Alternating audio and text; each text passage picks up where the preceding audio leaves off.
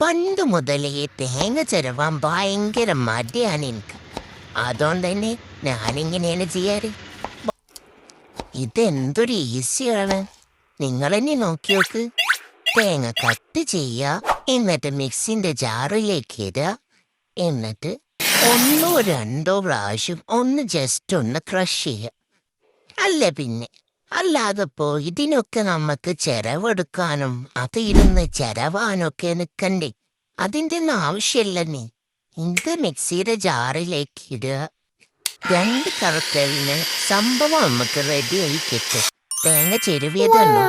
Of, എന്താ ചെലവല്. ഇനിയിപ്പൊ തേങ്ങ വറുത്തെടുക്കാൻ തോൽക്കാണെങ്കിൽ പോ, ഇതാണ്ട് ചട്ടിയിലിട്ട് വറുത്താ പോരെ.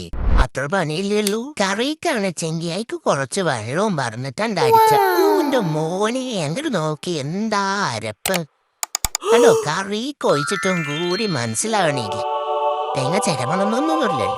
നമുക്കിഷ്ടമുള്ള പോലെ നമുക്കിഷ്ടമുള്ള രീതിയിൽ ഉണ്ടാക്കാം. ചെരവണതാണെങ്കിലും മിക്സിയിൽ ഇട്ടടിച്ചതാണെങ്കിലും ഒക്കെ ഒരേപോലെ തന്നെയാണ്. ഇങ്ങനെ ചെയ്തോക്ക്. അപ്പൊക്കെ ബൈ.